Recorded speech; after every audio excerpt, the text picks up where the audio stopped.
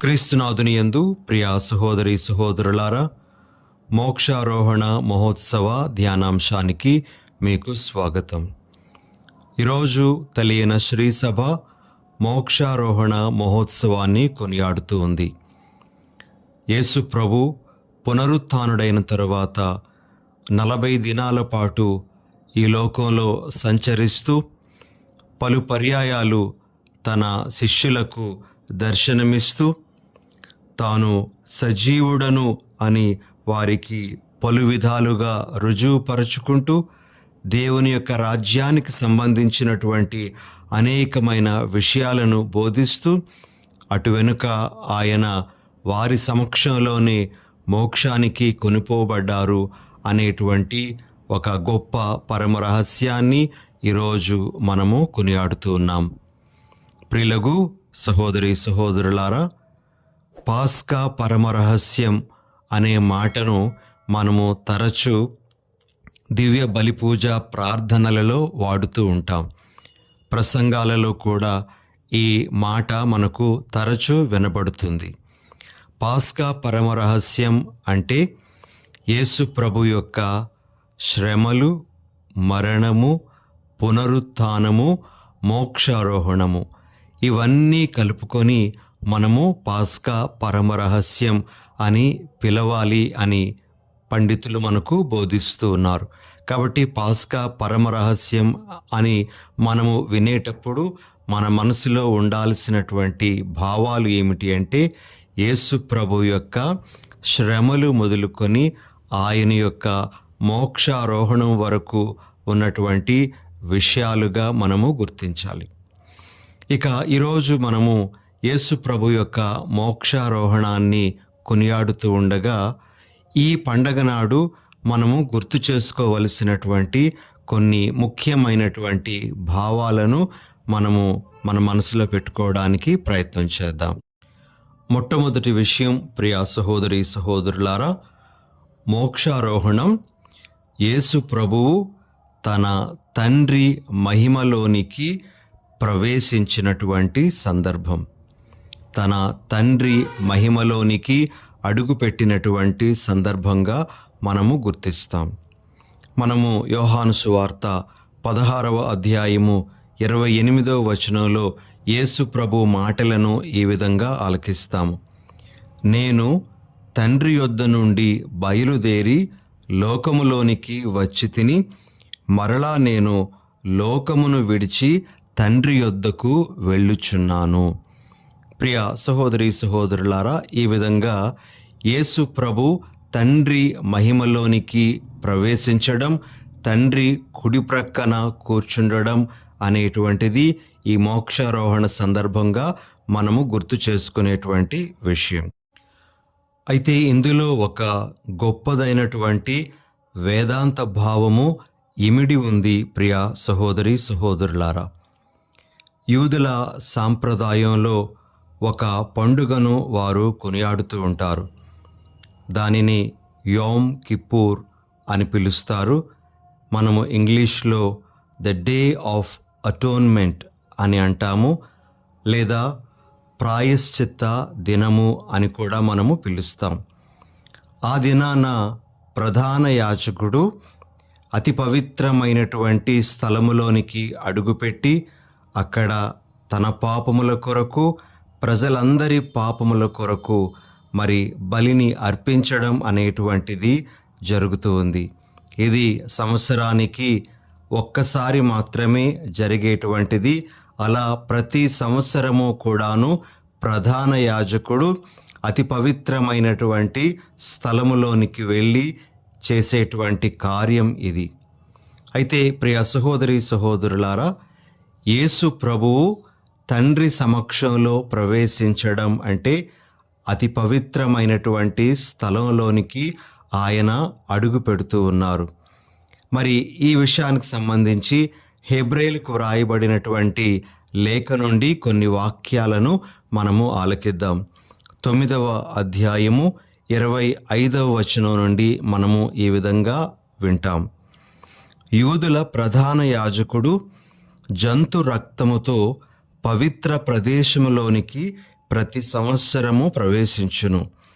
కానీ క్రీస్తు పెక్కుమార్లు తనను తాను అర్పించుకొనుటకు అందు ప్రవేశింపలేదు.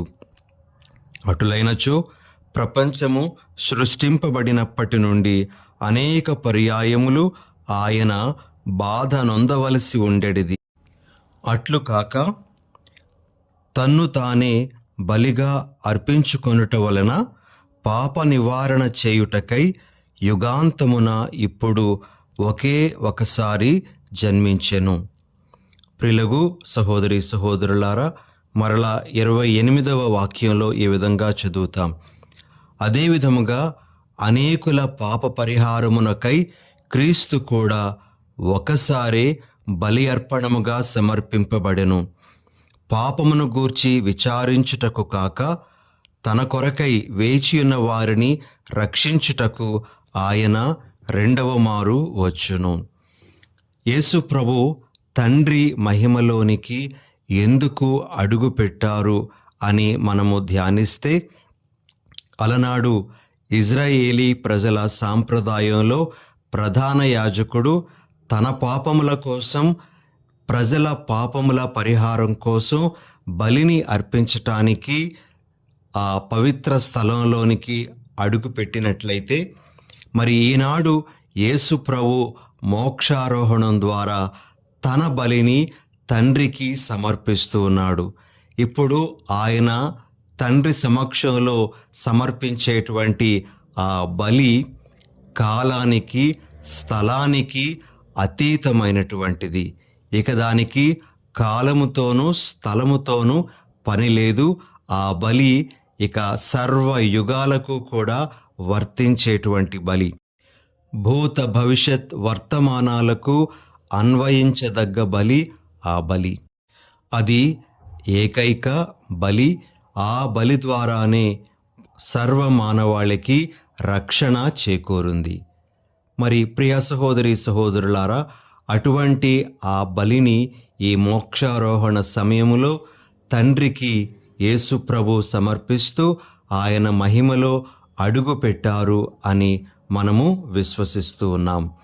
మరి ప్రతిరోజు మన కథోలిక దేవాలయాలలో జరిగేటువంటి దివ్య బలి పూజకు, మరి మోక్షారోహణ సందర్భములో యేసు ప్రభు సమర్పించినటువంటి ఆ బలికి దగ్గర సంబంధం ఉంది. యేసు ప్రభు తన మోక్షారోహణ సమయములో తండ్రికి సమర్పించినటువంటి ఆ బలి ఈనాడు ప్రతి పీఠము మీద అర్పించబడుతున్న బలి.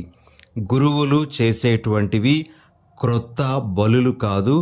క్రొత్తగా యేసు ప్రభు యొక్క బలిని సమర్పించడం కాదు, కానీ యేసు ప్రభు అలనాడు సమర్పించినటువంటి ఆ ఏకైక బలినే ప్రతి గురువు కూడా దివ్య బలి పూజను సమర్పించేటప్పుడు తండ్రికి సమర్పించడం అనేటువంటిది జరుగుతూ ఉంది.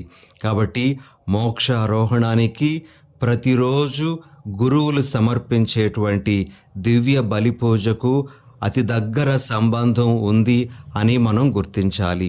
మరి ఇప్పుడు 2000 సంవత్సరాల క్రితం యేసు ప్రభు మరణించినటువంటి ఆ కల్వరి త్యాగం అనేటువంటిది ఈనాడు కూడా మనకు ఎలా అన్వయించుకుంటున్నాము అంటే, యేసు ప్రభు మోక్షారోహణమైనప్పుడు తాను తండ్రికి సమర్పించినటువంటి ఆ బలి కాలానికి, స్థలానికి పరిమితం కాలేదు. కాబట్టి ఎన్ని సంవత్సరాలు గడిచినా ఆ బలి అనేటువంటిది ఇప్పటికీ కూడా మనకు అన్వయించుకోదగ్గట్లుగా, ఇప్పటికీ కూడా మన పాపములకు పరిహారంగా సమర్పించబడుతున్న బలిగా మనము గుర్తిస్తూ ఉన్నాం. మరి ఇటువంటి లోతైన భావము యేసు ప్రభు యొక్క మోక్షారోహణంలో ఉంది అని మనం గమనించాలి. మోక్షారోహణం అతని యొక్క బలిని ఈనాడు ప్రతి దేవాలయంలోనూ అర్పించబడుతున్నటువంటి దివ్య బలిని మనకు సంబంధం కలిపి చూపిస్తున్నటువంటి ఒక ఘట్టంగా మనము గుర్తించాలి. ఇక రెండవ విషయం, ప్రియ సహోదరి సహోదరులారా, మోక్షారోహణం అనేటువంటిది మనకు యేసు ప్రభు యొక్క సన్నిధిని, ఉనికిని వేరే రూపములో ప్రదర్శించేటువంటిదిగా ఉంది అని మనం గ్రహించాలి. యేసు ప్రభు భౌతికంగా తన శిష్యుల ముందు కనబడ్డారు. వారికి అనేకమైన విషయాలు బోధించారు. అయితే ఆయన మోక్షారోహణం నుండి యేసు ప్రభు తన యొక్క సన్నిధిని, తన యొక్క ఉనికిని వేరే రూపంలో శిష్యులకు ప్రదర్శించబోతూ ఉన్నారు అని ఈ మోక్షారోహణ పండగ నాడు మనము అర్థం చేసుకోవాలి. ముఖ్యంగా యేసు ప్రభు ఇతర రూపాలలో ఏ విధంగా దర్శనమిస్తూ ఉన్నారు అంటే పరిశుద్ధాత్మ రూపములోను, మరి దివ్య సత్ప్రసాద రూపములోను, అదేవిధంగా ఆయన నెరవేర్చేటువంటి అద్భుత కార్యాల ద్వారాను ప్రభువు తన యొక్క సన్నిధానాన్ని మనకు ప్రదర్శిస్తూ ఉన్నారు. కాబట్టి మోక్షారోహణం అనేటువంటిది ప్రభువు తన భౌతిక రూపాన్ని ప్రదర్శించడం కాకుండా ఇతర రూపాలలో తన సన్నిధానాన్ని ప్రజలకు అనుగ్రహిస్తూ ఉన్నారు అనే విషయం మనకు ఇక్కడ అర్థమవుతుంది. ఇది రెండవ సందేశంగా మనం గ్రహించాలి. ప్రభు సన్నిధిని మనము ఇతర విషయాలలో, మరి ముఖ్యంగా దివ్య సత్ప్రసాదంలో మనము గుర్తించటానికి ప్రయత్నం చేయాలి. ప్రియులకు సహోదరి సహోదరులారా, మరి మూడవ సందేశం ఈ మోక్షారోహణ పండుగ మనకు ఇచ్చేటువంటిది ఏమిటి అంటే మనము ప్రభువు యొక్క పనిని కొనసాగించాలి అనేటువంటి సందేశం ఈ మోక్షారోహణ పండుగ మనకు తెలియజేస్తూ ఉంది. ఈరోజు మనం ఆలకించినటువంటి సువార్తలో మార్కు సువార్త 16వ అధ్యాయము 15వ వచనంలో ప్రభు, మీరు ప్రపంచమందంతటా తిరిగి సకల జాతి జనులకు సువార్తను బోధింపుడు అనేటువంటి మాటలు పలికిన తర్వాత ఆయన మోక్షారోహణమైనట్లు మనము చదువుతూ ఉన్నాం. ప్రియులకు సహోదరి సహోదరులారా, యేసు ప్రభు మోక్షారోహణం మనందరి మీద ఒక బాధ్యతను పెడుతుంది. ఆయన ఏ విధంగా దైవరాజ్యం గురించి బోధించారో, ఆయన ఏ విధంగా తండ్రితో సమాధాన పడడం గురించి బోధించారో మనం కూడా అదే బోధన కొనసాగించాలి, ప్రపంచమందంతటా మనము కొనసాగించాలి అని ఈ మోక్షారోహణ మహోత్సవం మనకు గుర్తు చేస్తుంది. మరి మనము మన పరిధిల్లోన సువార్త ప్రచారం చేయగలగాలి. ఆ ప్రభువు యొక్క గొప్ప కార్యాలను మనము ఇతరులకు అందించాలి. ఇది మోక్షారోహణ పండుగ మన మీద పెడుతున్నటువంటి ఒక బాధ్యతగా మనము గుర్తించాలి. ఇక నాలుగవ సందేశం ఈ మోక్షారోహణ పండుగ మనకు ఇస్తున్నటువంటిది ఏమిటి అంటే మోక్షారోహణం మనము యేసు ప్రభువు యొక్క రెండవ రాకడకు సిద్ధంగా ఉండాలి అనే విషయాన్ని మనకు నేర్పిస్తుంది. ప్రియ సహోదరి సహోదరులారా, ఈరోజు మనము అపోస్తుల కార్యముల నుండి మొదటి పట్టణాన్ని ఆలకించాం. 1వ అధ్యాయము 11వ వచనంలో మనము ఈ విధంగా చదువుతాం. గలిలయులారా, మీరు ఎందుకు ఇంకను ఇక్కడ నిలిచి ఆకాశం వైపు చూచుచున్నారు? మీ చెంత నుండి పరలోకమునకు చేర్చుకొనబడిన ఈ యేసు ఎట్లు పరలోకమునకు పోవుట మీరు చూచితురో అట్లే ఆయన మరలా వచ్చును అని వారితో చెప్పిరి.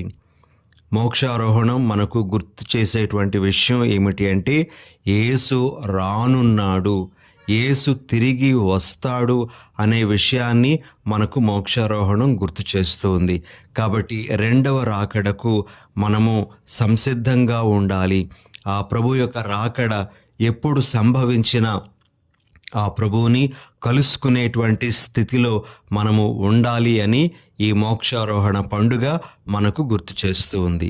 ఇక ఆఖరుగా ప్రియ సహోదరి సహోదరులారా, ఈరోజు మోక్షారోహణ పండుగను కొనియాడుతూ ఉండగా ప్రభువు మన జీవితాలను, మన కుటుంబాలను, మన సంఘాలను, మనం నివసించే ప్రతి చోటును స్వర్గతుల్యం చేసుకోమని కోరుతూ ఉన్నారు. మనం ఎక్కడ ఉంటే దానిని, ఆ స్థలాన్ని మోక్షంగా, స్వర్గంగా మలుచుకోమని, మార్చుకోమని ఈ పండగ నాడు మనందరికీ తెలియజేస్తూ ఉన్నారు. మరి మనం ఉండే స్థలం, మన కుటుంబం, మనము, మన సంఘం ఎలా స్వర్గంలా మారుతుంది అంటే మనం ఉండే చోట ప్రభు సన్నిధిని మనము నెలకొల్పేటప్పుడు తప్పనిసరిగా ఆ స్థలము మోక్షంగా మారుతుంది. ప్రభువు లేని చోటనే అది నరకంగా ఉంటుంది, కానీ ప్రభువు ఉన్న చోట తప్పనిసరిగా అది మోక్షమే. కాబట్టి మనము శాయశక్తులా ప్రయత్నం చేయాలి.